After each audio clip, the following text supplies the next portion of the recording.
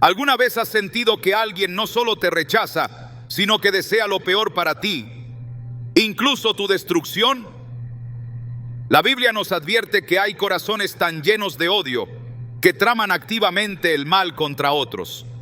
En Proverbios 6, 16 y 18 leemos: 6 cosas aborrece Jehová: el corazón que maquina pensamientos inicuos, los pies presurosos para correr al mal. Este versículo revela una verdad alarmante. Existen personas cuyo odio va más allá del desprecio y se convierte en una intención deliberada de daño. Hoy exploraremos 5 señales espirituales que, según las Escrituras, revelan cuando una persona no solo te odia, sino que desearía verte caer. Te ayudaremos a identificar estas señales a la luz de la palabra de Dios para proteger tu alma y fortalecer tu discernimiento. ¿Estás listo para entender lo que Dios tiene reservado para ti ante la amenaza silenciosa del enemigo? Hay palabras que no son solo palabras. Hay frases que no son solo expresiones malintencionadas o comentarios imprudentes. A veces las palabras revelan el veneno que habita en el corazón de quien las pronuncia. El lenguaje tiene el poder de construir o destruir, de levantar el ánimo o de aplastar el alma. Y cuando alguien te habla con malicia disfrazada, con burlas que duelen más que una bofetada, o con críticas repetitivas que te debilitan emocionalmente, debes saber que no estás simplemente frente a una persona con una actitud negativa. Podrías estar frente a alguien que no solo te odia, sino que desde lo más profundo de su ser desea verte fuera del camino, eliminado, borrado. Y aunque su boca no pronuncie la palabra muerte, su lengua la respira en cada sílaba que lanza contra ti. En Proverbios 18, 21 se nos advierte con fuerza: la muerte y la vida están en poder de la lengua, y el que la ama comerá de sus frutos. Este versículo no es una simple metáfora, es una realidad espiritual que la Biblia deja al descubierto. La lengua puede ser instrumento de sanidad, pero también puede ser una daga envuelta en caricias. ¿Has escuchado alguna vez frases como: tú no sirves para esto, ojalá te caigas para que aprendas, algún día te vas a dar contra la pared y ahí entenderás? Muchas veces se disfrazan de preocupación o incluso de humor, pero detrás de esas palabras hay una raíz de amargura que se filtra desde el corazón de quien las pronuncia. La Escritura es clara: porque de la abundancia del corazón habla la boca. Mateo 12:34. Y si lo que abunda en ese corazón es odio, desprecio o resentimiento, entonces sus palabras no pueden producir otra cosa más que destrucción. Dios, que conoce lo más profundo del ser humano, no pasa por alto estas expresiones. Él ve lo que los ojos no ven. Sabe cuándo una palabra está contaminada con veneno espiritual.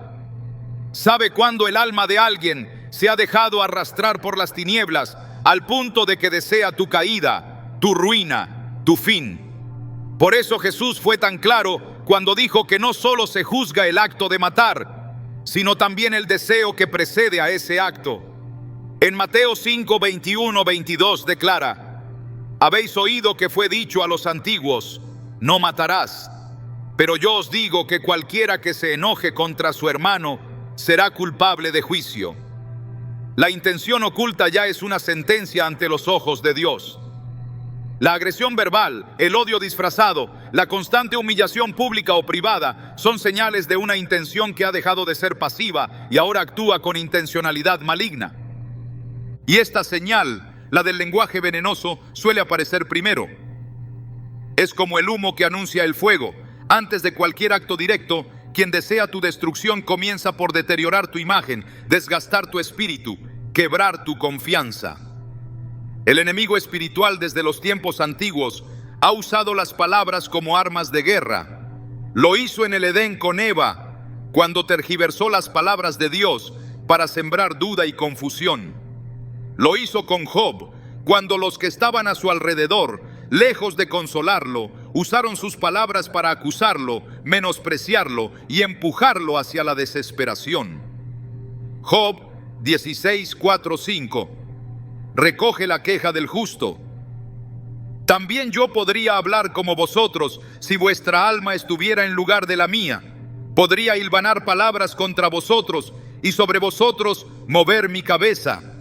Pero yo os alentaría con mi boca, y la consolación de mis labios apaciguaría vuestro dolor. Job entendía que hay palabras que hieren más que una lanza, y que detrás de esas palabras hay un alma corrompida por la oscuridad. ¿Te has sentido alguna vez como Job? ¿Has estado rodeado de personas que en lugar de apoyarte utilizan su lengua como látigo? No estás solo. La Biblia está llena de hombres y mujeres que enfrentaron la lengua afilada de sus enemigos.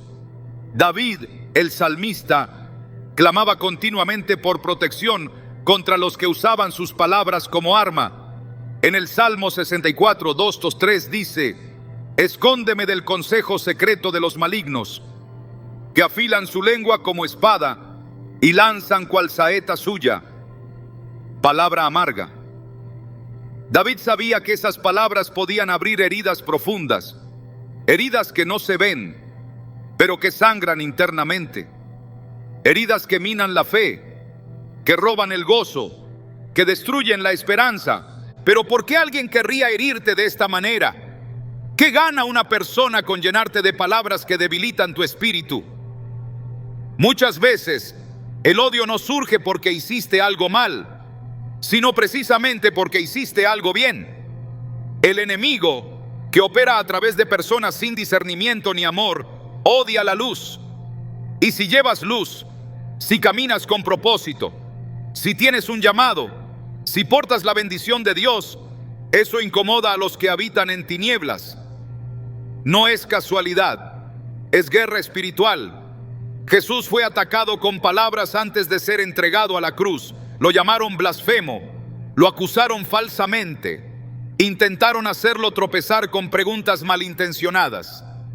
En Marcos 14, 61-64, vemos cómo los principales sacerdotes tergiversaron sus palabras para justificar su condena. Lo que comenzó como calumnia terminó en crucifixión. Así actúa el odio cuando encuentra un canal dispuesto. Y ese canal puede ser cualquier persona cercana, un compañero de trabajo, un familiar, incluso alguien que en apariencia te apoya.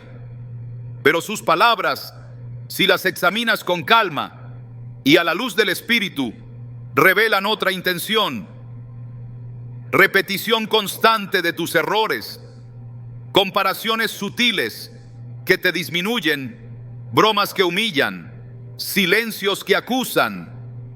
Todo eso son signos que la Biblia no ignora. En Proverbios 26, 24, 25 se nos dice: el que odia disimula con sus labios, pero en su corazón encierra engaño. Cuando hable amablemente, no le creas, porque 7 abominaciones hay en su corazón.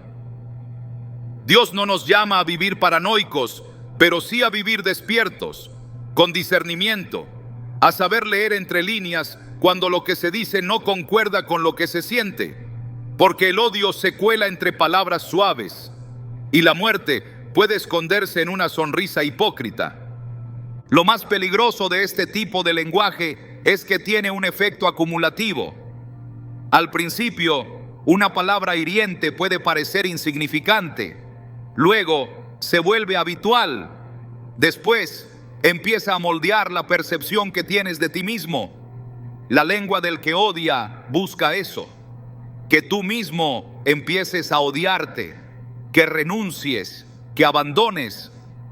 Es un proceso de aniquilación interna, y si no estás fortalecido en la palabra, puedes caer. Puedes pensar que lo que dicen de ti es verdad, que no vales, que no sirves, que no llegarás. Pero ahí, justo ahí, es donde necesitas recordar lo que Dios dice sobre ti. Él declara en Isaías 43:4: porque a mis ojos fuiste de gran estima, fuiste honorable, y yo te amé. Las palabras de Dios sanan lo que las palabras del odio han tratado de destruir. Por eso es vital, en esta primera señal, identificar con claridad a las personas que constantemente pronuncian palabras que no edifican, que no corrigen con amor, sino que debilitan con saña. no porque debas odiarlas de vuelta, sino porque debes proteger tu alma. La Escritura dice: sobre toda cosa guardada, guarda tu corazón, porque de él mana la vida. Proverbios 4:23. Y parte de ese cuidado incluye filtrar lo que permites que entre por tus oídos. Porque si no filtras lo que escuchas, lo que otros pronuncian sobre ti puede tomar más autoridad que lo que Dios ha dicho. Y esto va más allá de lo emocional, es espiritual, porque cada palabra que una persona lanza contra ti tiene una raíz, un origen. Jesús lo dijo de forma contundente en Juan 8:44. Vosotros sois de vuestro padre el diablo, y los deseos de vuestro padre queréis hacer. Él ha sido homicida desde el principio, porque no hay verdad en él. Cuando habla mentira, de suyo habla, porque es mentiroso y padre de mentira. Detrás de muchas palabras hirientes hay una agenda del enemigo. Palabras que no solo buscan dañar tu autoestima, sino desviar tu camino, romper tu vínculo con Dios, oprimirte hasta callar tu voz. Por eso, si has estado expuesto a este tipo de lenguaje, si has recibido en silencio una lluvia de comentarios disfrazados pero llenos de veneno, es momento de hacer algo más que resistir. Es momento de responder con verdad, de contraatacar con la palabra, de levantarte y declarar quién eres en Dios, no con gritos, no con orgullo, con autoridad espiritual, porque el que camina con Dios no se arrodilla ante la lengua del odio, porque el que fue redimido por la sangre de Cristo no puede ser definido por las maldiciones ajenas, porque tú no eres lo que otros dicen que eres. Eres lo que Dios ya declaró sobre ti desde antes que nacieras. Si Jesús, sabiendo quién era, resistió las palabras de sus acusadores sin dejarse contaminar, tú también puedes. Si Job, en su dolor, no permitió que las voces de los que lo juzgaban definieran su relación con Dios, tú también puedes. Y si David, rodeado de enemigos que afilaban su lengua contra él, pudo decir: Jehová es mi pastor, nada me faltará, tú también puedes mirar a lo alto y saber que quien te defiende es mayor que quien te ataca. Esta es la primera señal, y si ya la reconociste en tu vida, no lo tomes a la ligera. No ignores la herida solo porque no sangra por fuera. Dios te está revelando que hay personas que no solo te odian, desean verte destruido, pero también te recuerda que nadie podrá arrancarte de su mano, que su verdad es más fuerte que cualquier mentira, y que, aunque muchos hablen contra ti, si Él está contigo, no importa cuántas lenguas se levanten, ninguna tendrá la última palabra, solo Dios la tiene, y su palabra sobre ti es vida, propósito, poder y victoria. Cuando alguien se alegra de tu dolor, cuando sonríe en secreto ante tu tropiezo, cuando su corazón se llena de satisfacción al ver que no lograste aquello que esperabas, estás frente a una señal que no puede ignorarse. El odio tiene muchas caras, pero una de las más peligrosas es la que se esconde tras el silencio cómplice del que observa tu caída con deleite. Y no se trata solo de envidia. Hay personas cuya alegría se activa cuando tu vida se apaga. No necesariamente levantan la mano contra ti, pero esperan el momento exacto en que la vida lo haga por ellas. Y en su interior, cada derrota tuya es una victoria para su alma contaminada. Esto no es exageración emocional. Es un principio espiritual que la Biblia revela con claridad y que debe tomarse con la seriedad que el discernimiento demanda. El libro de Proverbios advierte en 24, 17, 18. Cuando cayere tu enemigo, no te regocijes, y cuando tropezare, no se alegre tu corazón, no sea que Jehová lo mire y le desagrade, y aparte de él su enojo. Este versículo no solo corrige una actitud, también revela que el regocijo ante la caída ajena es algo que Dios detesta. ¿Por qué? Porque implica una participación espiritual en esa caída, un acuerdo con el mal. Y si eso es así con respecto a los enemigos, cuánto más peligroso es cuando esa misma actitud se manifiesta desde alguien que dice estar cerca, que dice ser neutral, pero cuyo corazón se goza cuando tú sufres. A veces esa persona no se manifiesta con agresividad abierta, pero guarda silencio cuando más necesitas apoyo, aparta su presencia cuando el dolor te alcanza y desde su rincón celebra que tus pasos hayan fallado. En el Salmo 35, 15, 16, David expresa con dolor una escena que refleja esta realidad. Pero ellos se alegraron en mi adversidad y se juntaron contra mí gentes despreciables, y yo no lo entendía. Me despedazaban sin descanso. Como lisonjeros, escarnecedores y truhanes, crujieron contra mí sus dientes. Las palabras del salmista muestran que no solo sufría por el problema en sí, sino por la actitud de los que lo rodeaban.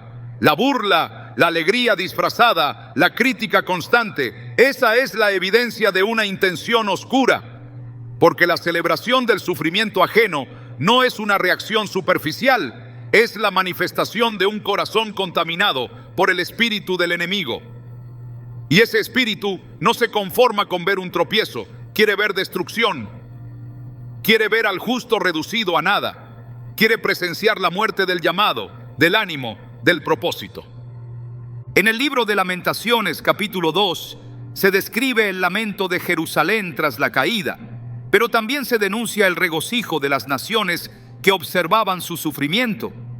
En el verso 16 se lee: todos tus enemigos abrieron su boca contra ti, se burlaron y crujieron los dientes, dijeron: la hemos devorado.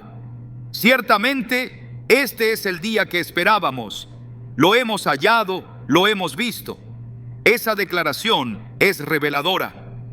Muestra que hay quienes esperan activamente la ruina de otro, como si se tratara de una meta a alcanzar. Y cuando finalmente ven ese momento de debilidad, su alma se levanta con júbilo. No porque se haya hecho justicia, sino porque su deseo oscuro ha sido satisfecho. La Escritura no oculta esta realidad, la enfrenta con claridad, porque en la guerra espiritual no todos los ataques son visibles. Hay personas que oran por tu caída sin usar palabras. Hay corazones que levantan altares invisibles donde el sacrificio que esperan es tu fracaso. Y mientras tú luchas por avanzar, por mantenerte fiel, por levantarte en medio del cansancio, otros observan desde lejos, deseando en silencio que no lo logres. No es un error aislado, es una señal espiritual. Y si no se discierne a tiempo, puede volverse una trampa emocional que mina el espíritu y debilita la fe. En Abdías 1:12 encontramos una advertencia directa contra este tipo de actitud. No debiste haberte alegrado del día de tu hermano, el día de su infortunio. No debiste haberte alegrado de los hijos de Judá en el día de su ruina, ni haberte jactado en el día de la angustia. Esta palabra fue dirigida a Edom por haberse regocijado en la desgracia de Israel. Y Dios, que examina los corazones, no solo juzga las acciones, sino también las intenciones. Porque hay quienes pueden aparentar neutralidad con los labios, pero dentro de sí se levantan con júbilo cuando la desgracia toca la puerta de otro. Esto revela una maldad arraigada, una contaminación que no tiene compasión, ni empatía, ni temor del Señor. El problema no está únicamente en la alegría secreta ante la caída ajena, está en lo que esa alegría produce. Porque una vez que se gozan con tu debilidad, pueden convertirse en propagadores de tu derrota. En vez de guardar silencio o interceder, esparcen tu error, multiplican el daño, amplifican la herida. Como lo describe el profeta Jeremías en el capítulo 20:10, porque oí la murmuración de muchos, terror por todas partes. Denunciad, denunciémosle.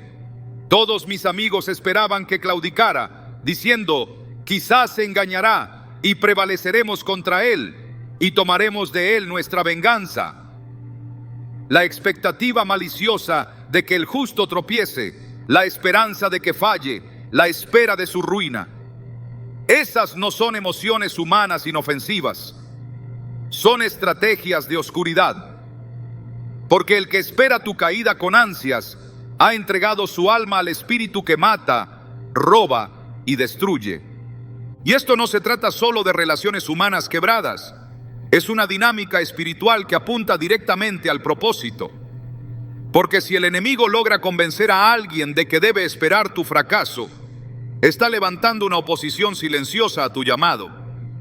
Y esa oposición puede manifestarse de formas diversas: falta de apoyo, crítica disfrazada, sabotaje emocional, manipulación indirecta, pero siempre con un mismo objetivo: detenerte.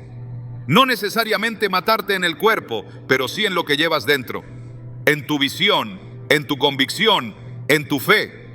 Por eso es importante discernir con madurez espiritual, porque a veces el enemigo no lanza piedras, solo se sienta a ver si caes, no ataca de frente, solo susurra desde lejos, pero ese susurro tiene fuerza cuando no se identifica, y cuando se tolera, gana territorio. La actitud del que celebra en secreto tu tropiezo es una evidencia de que no te quiere levantado, no te quiere fuerte, no te quiere completo, quiere verte anulado. Y cuando ese deseo crece, no se detiene, pasa del deseo a la acción, porque el corazón que se goza en la ruina de otro, eventualmente contribuye a ella. Y ahí es donde el odio se transforma en una voluntad activa de destrucción. Dios conoce esta dinámica, la ha enfrentado en cada generación. Jesús mismo fue objeto de este tipo de odio. Los fariseos y escribas no solo lo contradecían, también se reunían en secreto, buscando ocasión de atraparlo, esperando una señal de debilidad para acusarlo. Marcos 3:2 declara: y le acechaban para ver si en el día de reposo le sanaría, a fin de poder acusarle. No deseaban justicia, deseaban su caída. Y cuando vieron la oportunidad, se aferraron a ella con violencia. El odio había madurado, y ya no solo era odio, era deseo de muerte. Un deseo que se vistió de legalismo, de religiosidad, de argumentos falsos. Pero detrás de todo eso, lo que se buscaba era eliminar la amenaza que representaba su luz. Cuando una persona comienza a desear tu caída, ha cruzado un límite espiritual. Ya no es solo una enemistad, es un pacto interno con las tinieblas. Y ese pacto no puede ser ignorado, porque si lo ignoras, te expones, no para vivir con miedo, sino para vivir con discernimiento. Porque hay quienes no quieren verte crecer, hay quienes no soportan verte avanzar, y su alegría no nace de sus logros, sino de tus derrotas. Su satisfacción no está en su éxito, sino en tu fracaso. Esa es una señal que no se puede desestimar. El apóstol Pablo, en 2 Timoteo 4:14, menciona a alguien que actuó con esa actitud: Alejandro el calderero me ha causado muchos males, el Señor le pague conforme a sus hechos.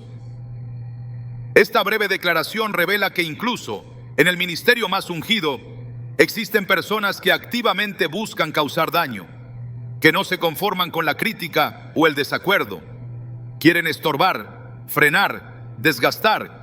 Y cuando alguien llega a ese punto, ya no es un opositor casual, es un agente de destrucción.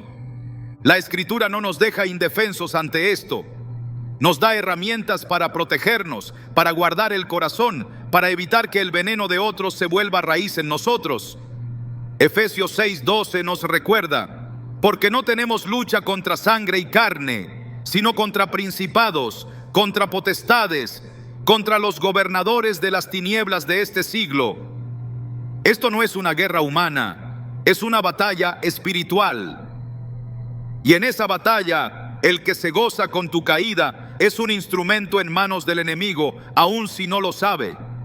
Su corazón ha sido alineado con el propósito del adversario, y si no se arrepiente, puede convertirse en parte activa del daño.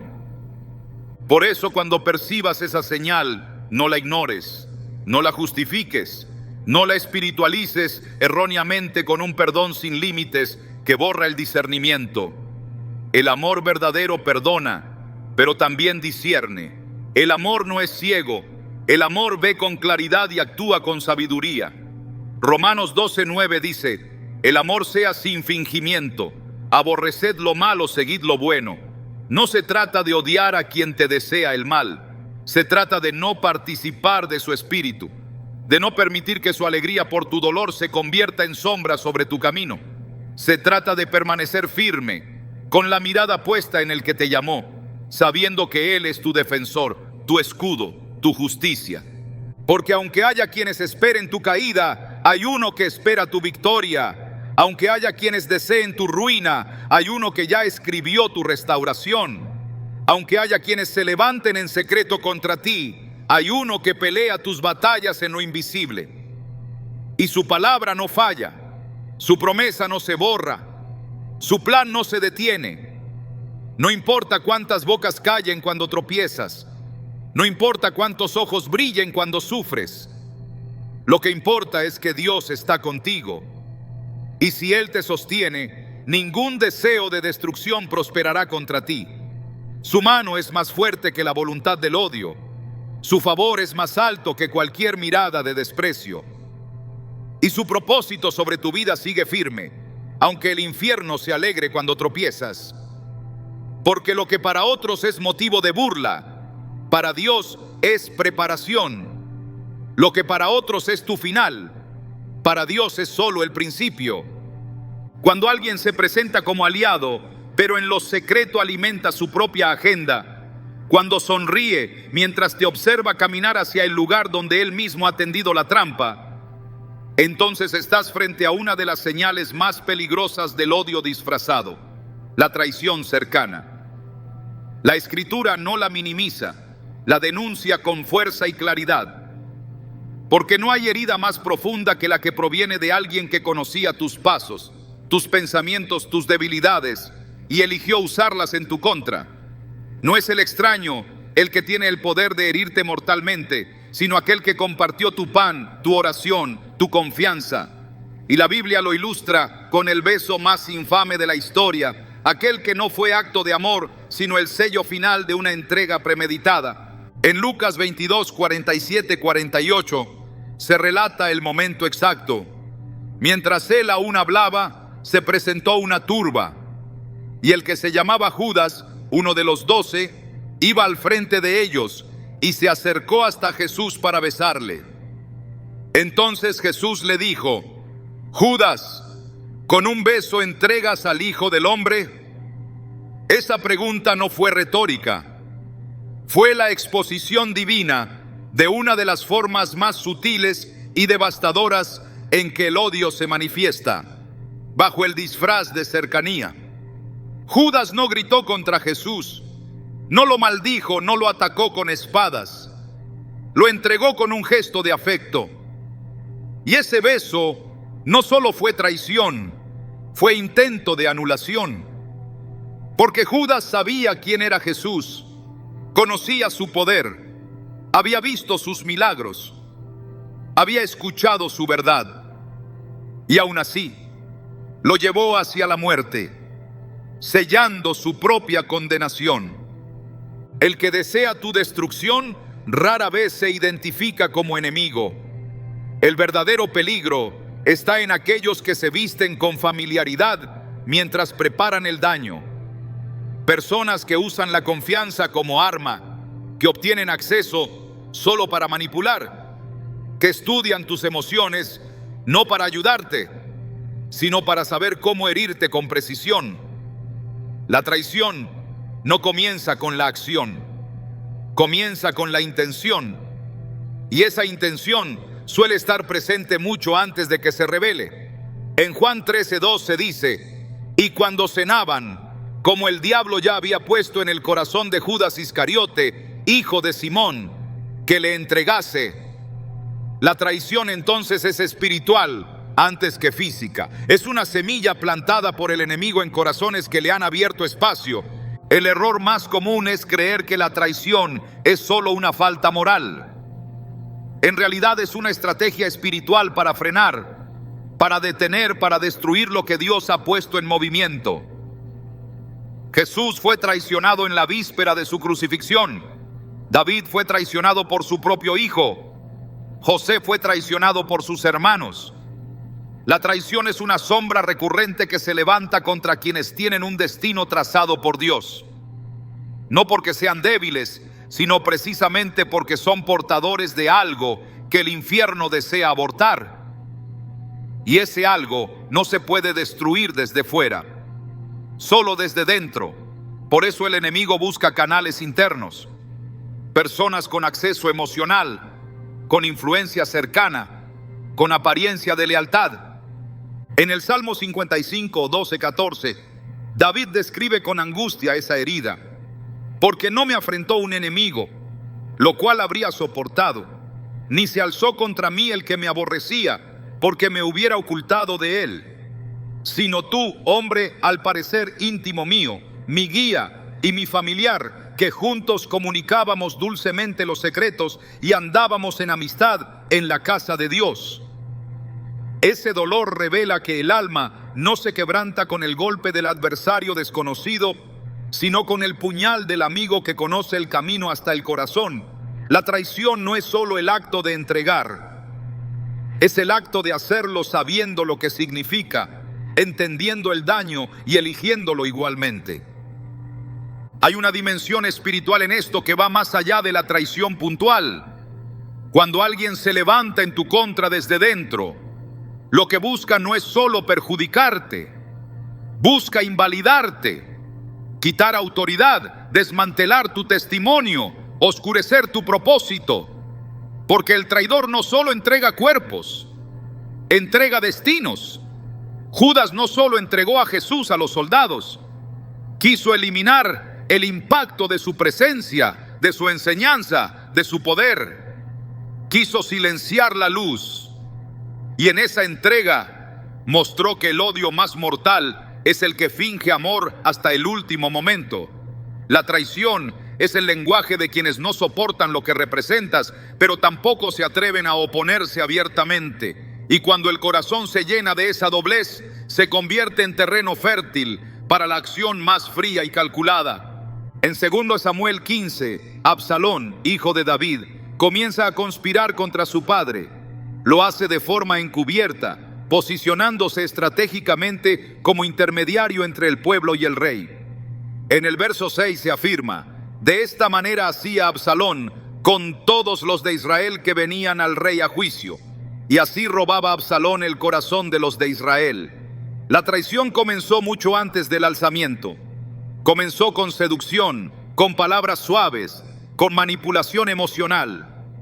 La estrategia fue robar corazones, debilitar la imagen de David, dividir. Cuando finalmente se declaró la rebelión, el daño ya estaba hecho. Absalón no solo buscaba el trono, buscaba la destrucción del legado de su padre. Y aunque David era un hombre conforme al corazón de Dios, no estuvo exento de enfrentar este ataque que no vino del exterior, sino de su propia casa. Este patrón se repite porque es eficaz. El enemigo sabe que el dolor provocado por la traición tiene un alcance más profundo, desestabiliza emocionalmente, sacude la fe, introduce duda. Si no se discierne a tiempo, puede hacer que te cuestiones a ti mismo, que pierdas claridad espiritual, que tomes decisiones desde la herida en vez de la sabiduría. Por eso la traición es uno de los métodos más letales usados contra los llamados por Dios.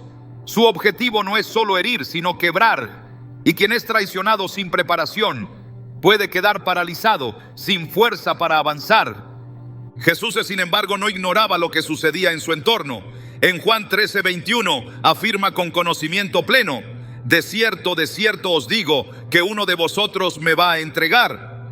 No lo dijo con temor, lo dijo con autoridad, porque aunque el traidor opera en lo oculto, Dios revela en lo secreto. Y esa revelación es la que permite que la traición no destruya tu alma, sino que te impulse hacia la cruz que debes cargar. Jesús no evitó a Judas, no huyó de la traición, la enfrentó con serenidad, sabiendo que todo lo que el enemigo planea para mal, Dios lo redime para bien. El beso no detuvo la cruz no detuvo la resurrección, y la resurrección no fue frenada por la traición. Cuando alguien cercano actúa en tu contra, es natural sentir dolor, desconfianza, rabia. Pero si permites que esas emociones gobiernen, corres el riesgo de abandonar tu llamado. La traición no es una excusa para detenerse. Es una señal de que vas en la dirección correcta. Porque quien no porta un destino no es traicionado. Solo el que lleva un propósito sobre sus hombros se convierte en blanco de ataques internos. La traición no define tu valor, expone el corazón de quien te rodea. No debes asumir culpa por la maldad de otro. Tu deber es mantenerte firme, con el rostro hacia Dios, sabiendo que quien permite la traición también provee la restauración. La Biblia no glorifica a los traidores, pero tampoco omite su existencia. Los muestra como advertencia, para que los creyentes no vivan dormidos ignorando las señales. La vigilancia espiritual no es paranoia, es obediencia. Jesús dijo en Mateo 10:16, «He aquí, yo os envío como a ovejas en medio de lobos. Sed pues prudentes como serpientes y sencillos como palomas». Esa prudencia implica identificar los rostros que sonríen mientras sus manos están listas para entregar. Implica reconocer cuando una actitud no es congruente con una confesión de amor. Implica guardar el corazón sin cerrarlo, perdonar sin ser ingenuo, amar sin ser víctima. Porque la traición no siempre se presenta con violencia. A veces se manifiesta con omisión, con silencio cómplice, con pasividad frente al ataque, con la falta de respaldo en el momento clave. Y eso también es entrega. Cuando alguien que podía defenderte elige callar, cuando alguien que tenía la verdad en sus manos decide ocultarla, está participando del mismo espíritu que movió a Judas. No hay neutralidad en el reino. O se construye o se destruye, o se bendice o se maldice. Y el que calla cuando debe hablar se convierte en piedra de tropiezo. Por eso, si has enfrentado este tipo de señales, si has sentido que la traición viene desde dentro, no permitas que el veneno de esa experiencia nuble tu discernimiento. Dios no solo permite que estas cosas sucedan, las usa para pulirte, para fortalecerte, para afinar tu oído espiritual. Quien ha pasado por el fuego de la traición y ha permanecido fiel, es forjado en carácter, en humildad, en visión. El traidor no tiene la última palabra, Dios la tiene, y Él no olvida. No se le escapa el susurro de quien conspira, no ignora el gesto de quien finge, no deja impune el acto de quien entrega. Su justicia es perfecta, su protección es segura, su propósito no se detiene. El que te traiciona quizás piense que ha ganado, cree que su acción ha cortado tu camino, pero olvida que el Dios que te llamó no depende de la fidelidad de los hombres. Él es fiel aun cuando los que te rodean no lo sean. Su plan no se interrumpe por la caída de un amigo. Su gloria no se apaga por el engaño de un cercano. Y si hoy atraviesas un momento de traición, levanta tu mirada. No estás solo. El que fue traicionado por Judas es el mismo que te acompaña. El que fue entregado por los suyos es el mismo que te sustenta. Y el que resucitó después del beso es el mismo que te levantará, aunque muchos quieran verte en el suelo. El beso de Judas fue el principio de la cruz, pero la cruz fue el camino hacia la vida eterna. Y así también, lo que otros han planeado para mal, Dios lo transformará en plataforma, porque no hay traición que pueda sepultar a quien fue llamado por el cielo. Y aunque las heridas duelan, el propósito permanece, porque Dios no llama por error, llama con visión eterna. Y lo que Él comenzó, lo perfeccionará hasta el final. Cuando alguien quiere destruirte, no siempre usará un arma visible, ni levantará su voz en gritos de confrontación. Hay quienes operan en la sombra, con una sonrisa amable y palabras cuidadosamente elegidas, pero su propósito es el mismo: neutralizarte desde adentro. Y lo hacen manipulando, retorciendo la verdad, usando tu vulnerabilidad como herramienta de control. Este tipo de persona no necesita exponerse directamente para dañarte. Su fuerza está en su habilidad para manejar emociones, instalar dudas, distorsionar percepciones, alterar tu discernimiento espiritual, hasta que tú mismo comiences a creer que no tienes valor, que no mereces avanzar, que todo lo que sueñas está fuera de tu alcance. Esa es una de las formas más sutiles pero letales en las que el odio se manifiesta, manipulando tu alma hasta doblegarla. La manipulación no siempre se presenta con violencia o amenaza directa. Muchas veces aparece como una preocupación disfrazada, como un consejo oportuno, como una corrección cargada de supuesta sabiduría. Pero en lo profundo se trata de un acto de dominación espiritual. La Biblia lo deja claro: donde hay espíritu de manipulación, no hay libertad. En 2 Corintios 3:17 se afirma: donde está el Espíritu del Señor, allí hay libertad. Entonces, si en una relación hay temor, control, confusión y dependencia tóxica, podemos estar seguros de que Dios no está gobernando ahí. Algo más ha tomado el control. Algo que busca atarte, someterte, quitarte la voz. Este tipo de odio opera en los niveles más íntimos. No necesita expresarse abiertamente. Solo necesita que bajes la guardia, que confíes, que creas que estás siendo protegido, cuando en realidad estás siendo despojado de tu autonomía espiritual. Y así, poco a poco, vas perdiendo la claridad. Dejas de tomar decisiones por ti mismo, empiezas a sentir culpa por avanzar, vergüenza por soñar, temor por decir lo que piensas. El manipulador sabe cómo invertir el lenguaje del amor para convertirlo en instrumento de dominio. Y cuando eso ocurre, el alma comienza a apagarse, porque ya no vive en la verdad, sino en una distorsión cuidadosamente alimentada. La manipulación espiritual es particularmente peligrosa porque se camufla dentro de la estructura de lo sagrado. Quien opera desde ese lugar no solo usa emociones humanas, sino también elementos religiosos, textos bíblicos sacados de contexto, frases que parecen piadosas, palabras que imitan la corrección, pero que en realidad son proyectiles disfrazados. El enemigo no tiene problema en usar la escritura si puede lograr con ella que pierdas tu conexión real con Dios. Lo hizo desde el principio. En el desierto, Satanás citó versículos al mismo Hijo de Dios con el fin de tentarlo. En Mateo 4:6 leemos cómo el diablo dice a Jesús: si eres hijo de Dios, échate abajo, porque escrito está: a sus ángeles mandará acerca de ti.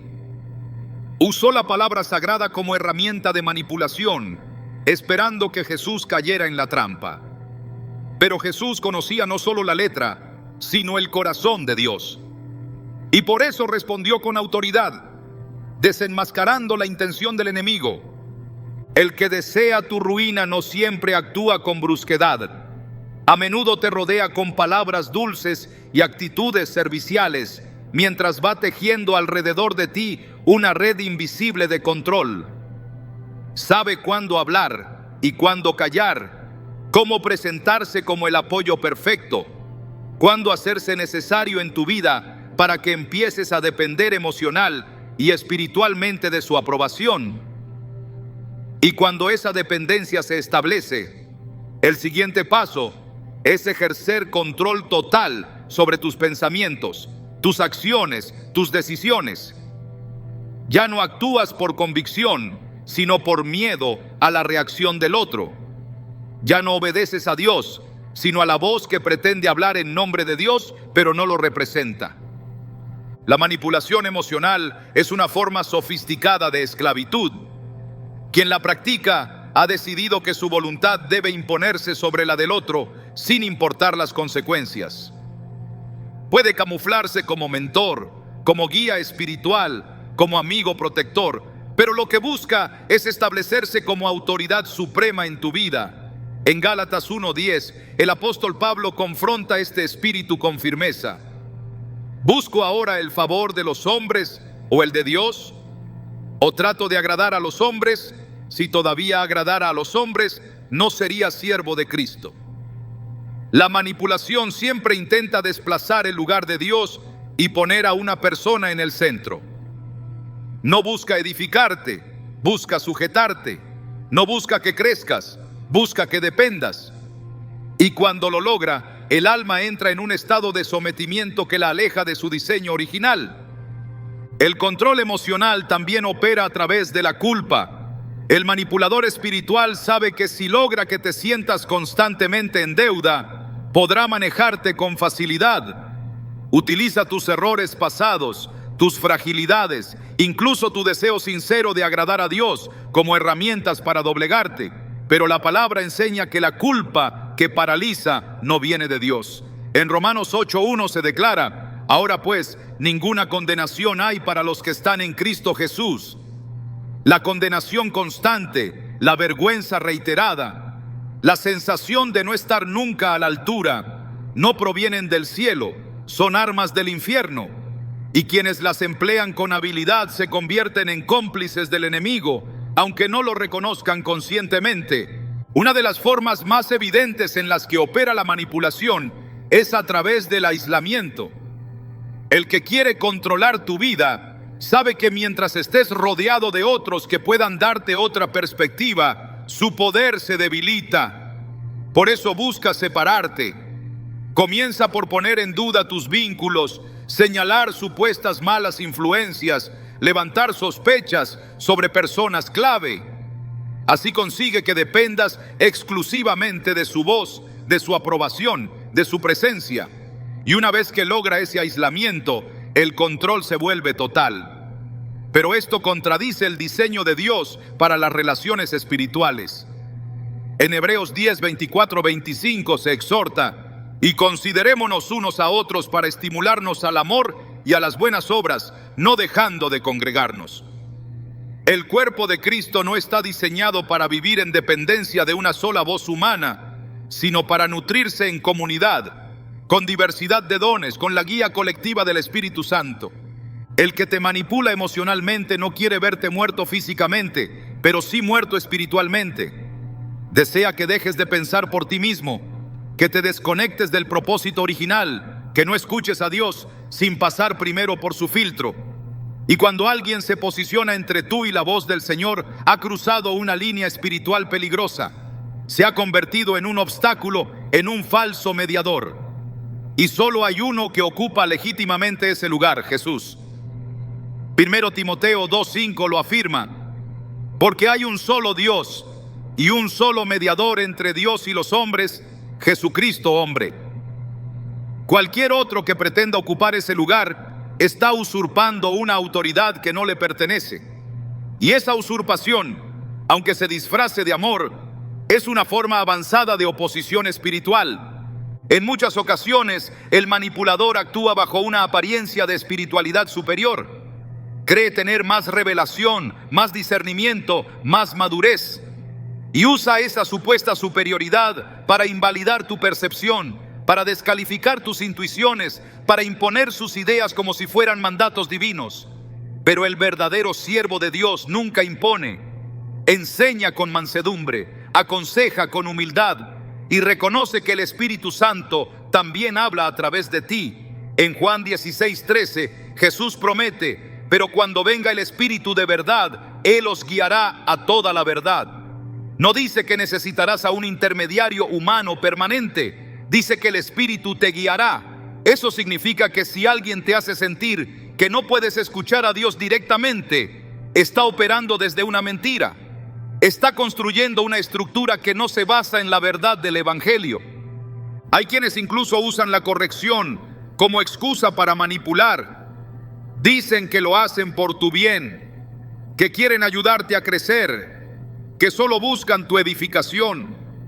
Pero sus palabras no sanan, hieren, no edifican, aplastan, no impulsan, detienen. Proverbios 27:6 señala: Fieles son las heridas del que ama, pero importunos los besos del que aborrece. La diferencia está en el fruto. La corrección que viene de Dios produce libertad. La que viene de un manipulador produce dependencia, miedo, inseguridad. La intención verdadera se manifiesta en lo que genera. Y si una relación espiritual te hace sentir cada vez más pequeño, más confundido, más ansioso, no es de Dios, aunque se cite la Biblia, aunque se pronuncie en tono suave, aunque venga de alguien con aparente autoridad. La manipulación emocional también se alimenta del desequilibrio. El manipulador da, pero no permite recibir. Habla, pero no escucha. Exige, pero no se sujeta. Quiere autoridad, pero rechaza rendición. No está interesado en caminar contigo, sino en estar sobre ti. No reconoce tu valor individual, sino que te ve como un medio para su propia validación. Y cuando ya no le sirves, cuando tu obediencia no es automática, entonces surge el castigo, el rechazo, el silencio, el juicio. Esta es una estructura de control profundamente tóxica.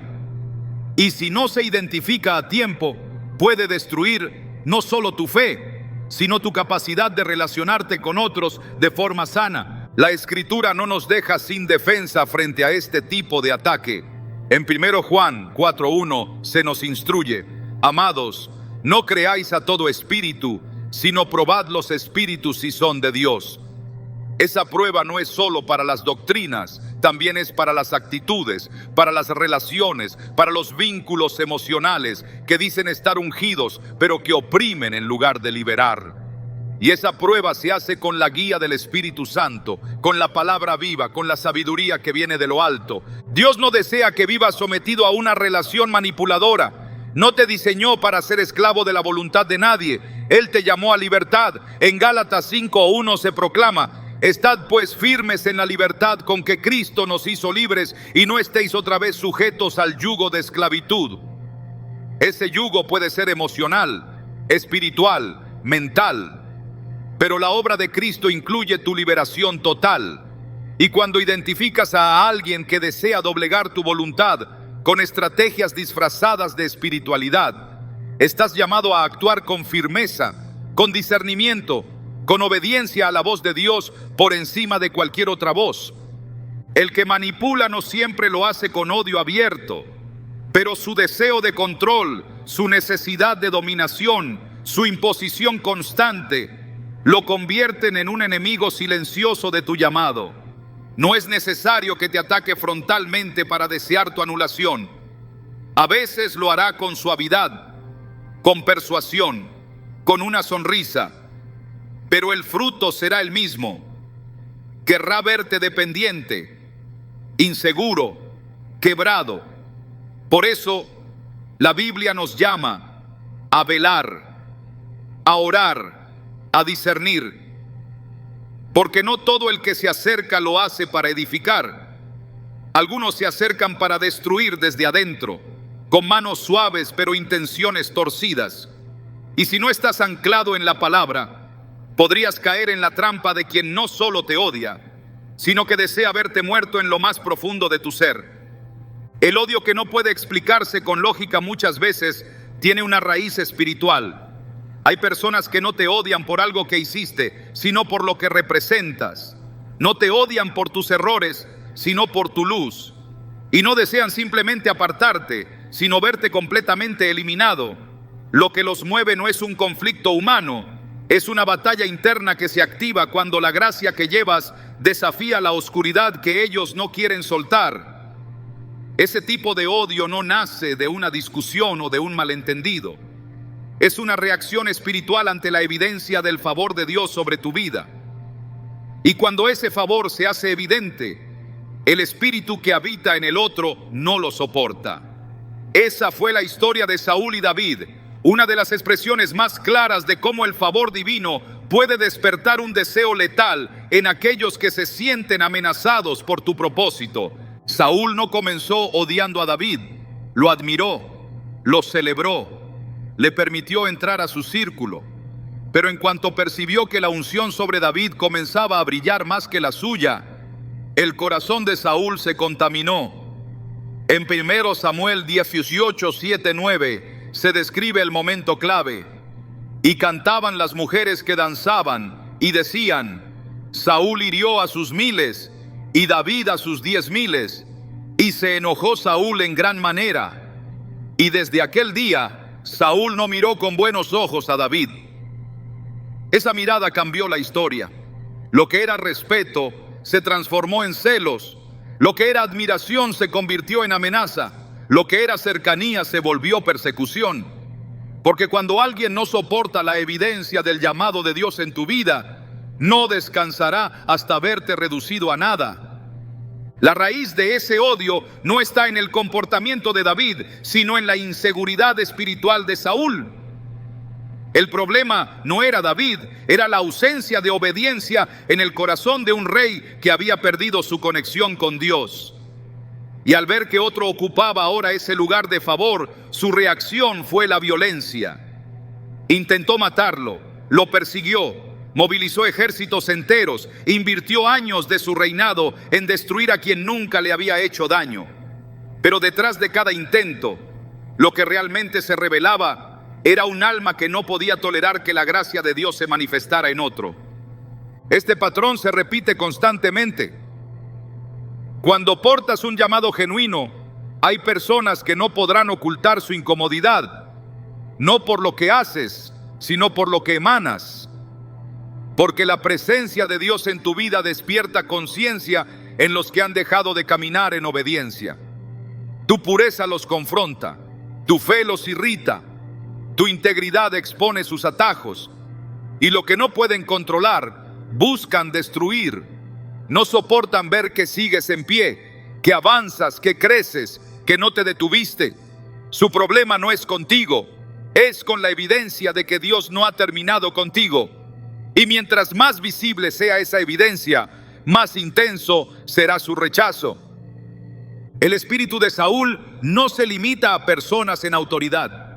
Puede manifestarse en cualquier contexto, familiar, ministerial, profesional. Es el espíritu que se incomoda ante la excelencia ajena, que no soporta el brillo del que ha sido llamado, que busca silenciar al que se levanta, que ataca con envidia y se disfraza de crítica justa, pero sus frutos siempre delatan su origen, porque ese espíritu no edifica, desgasta, no corrige, ataca, no busca restaurar, busca destruir. Su intención no es que mejores, sino que desaparezcas. En 1 Samuel 19:10 se describe uno de los momentos más reveladores. Y Saúl procuró enclavar a David con la lanza a la pared, pero él se apartó de delante de Saúl, quien hirió con la lanza a la pared, y David huyó y escapó aquella noche. La imagen es clara. Un rey, poseído por el miedo disfrazado de ira, intenta físicamente acabar con la vida del ungido.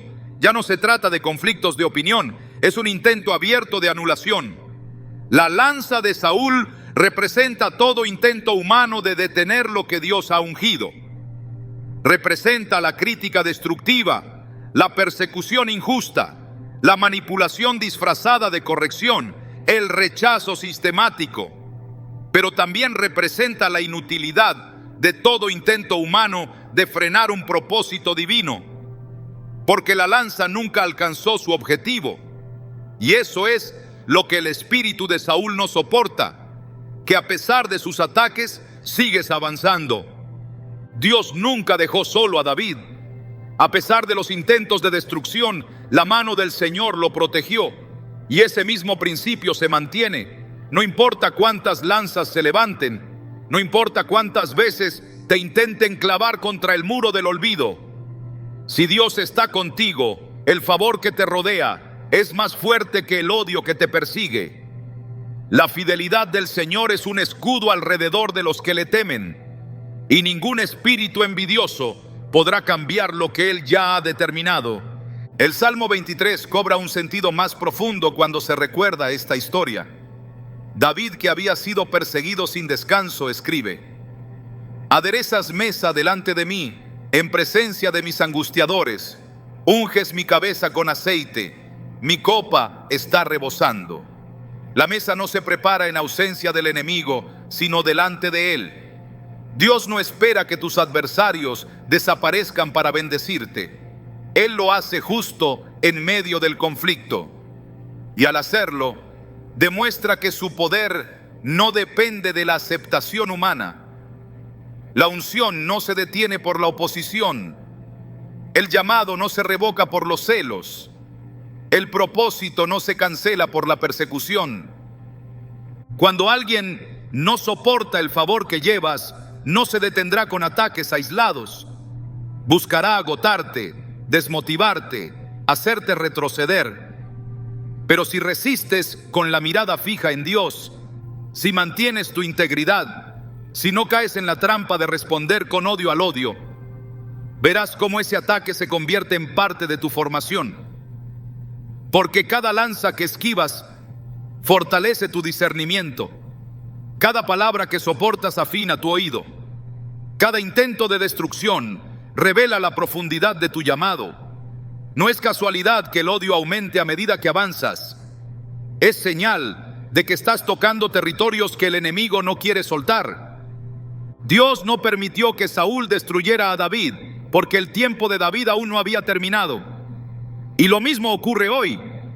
Lo que otros quieren sepultar, Dios lo está preparando. Lo que otros quieren silenciar, Dios lo está afinando. No temas a los celos de quienes no entienden tu proceso. No detengas tu obediencia por el rechazo de los que prefieren controlar antes que ver crecer. Tu llamado no está sujeto a la aprobación de hombres, sino al respaldo de aquel que te eligió cuando nadie creía en ti.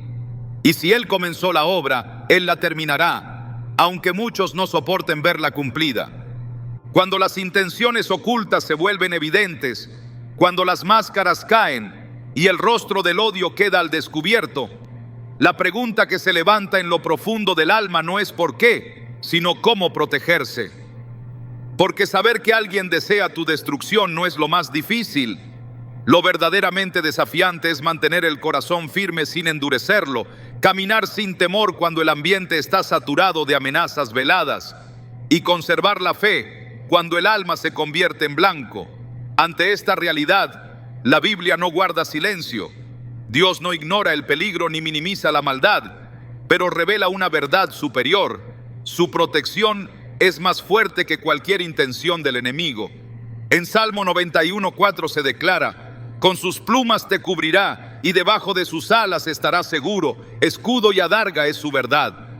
La seguridad no proviene de evitar al adversario, sino de habitar en la presencia de aquel que tiene autoridad sobre todo poder. El alma que ha sido perseguida, que ha sido herida por palabras, traicionada por cercanos, manipulada en lo secreto, no necesita esconderse, necesita refugiarse en la fidelidad de Dios. David fue rodeado por enemigos que deseaban su caída, pero él no confió en la espada ni en el ejército. En el Salmo 3:3 proclamó: mas tú, Jehová, eres escudo alrededor de mí, mi gloria y el que levanta mi cabeza. Esa es la posición del justo. No se rinde, no retrocede, no cae en la trampa del odio. Se refugia, se afirma y desde esa seguridad espiritual sigue avanzando. No hay arma más poderosa que una vida escondida en Dios, porque el que habita al abrigo del Altísimo no necesita reaccionar con violencia ni responder al ataque con venganza. Su defensa está en la justicia divina. Su escudo es la verdad. Su fortaleza, la fidelidad del Dios que no duerme ni descansa. En Romanos 12:19 se nos instruye: no os venguéis vosotros mismos, amados míos, sino dejad lugar a la ira de Dios. Porque escrito está: mía es la venganza, yo pagaré, dice el Señor. La verdadera protección no consiste en planear cómo derrotar a quienes desean destruirnos, sino en permanecer en obediencia para que sea Dios quien actúe conforme a su justicia. Cuando alguien desea tu muerte, Dios ya ha decretado tu vida. Cuando desean verte caer, Él ya preparó tus pasos. No estás a merced del odio, estás cubierto por la gracia. Y aunque los enemigos aumenten y sus estrategias se vuelvan más sutiles, el Señor sigue siendo torre fuerte. El justo corre a él y es levantado. El que pone su confianza en el Altísimo no será sacudido, porque su defensa no depende de los hombres, sino del Dios que nunca pierde una batalla. El verdadero peligro no está solo en quien te odia abiertamente, sino en quien oculta su intención detrás de gestos vacíos, en quien simula cercanía mientras en lo secreto desea tu ruina. Pero más allá de identificar señales, lo que determina tu victoria es cómo decides caminar cuando ya sabes la verdad. La Biblia no te llama a vivir con miedo, sino con discernimiento y firmeza, porque lo que el enemigo planea en silencio, Dios lo expone con luz. Y cuando Él revela, también capacita. No necesitas convertirte en espejo del odio que te rodea. Necesitas ser portador de una paz inquebrantable que solo puede venir del cielo. Esa es tu defensa más alta, porque mientras ellos planean tu caída, Dios prepara tu elevación. Y cuando ellos desean tu muerte, el cielo afirma tu vida. No se trata solo de resistir, sino de avanzar sin contaminar tu espíritu. Esa es la victoria más grande, que después de todo lo que intentaron, aún sigas creyendo, aún sigas amando, aún sigas obedeciendo. El enemigo quiere matar tu esencia, pero no tiene poder para tocar lo que Dios ha sellado con propósito eterno. Y si Dios aún está escribiendo tu historia, nadie puede escribir tu final.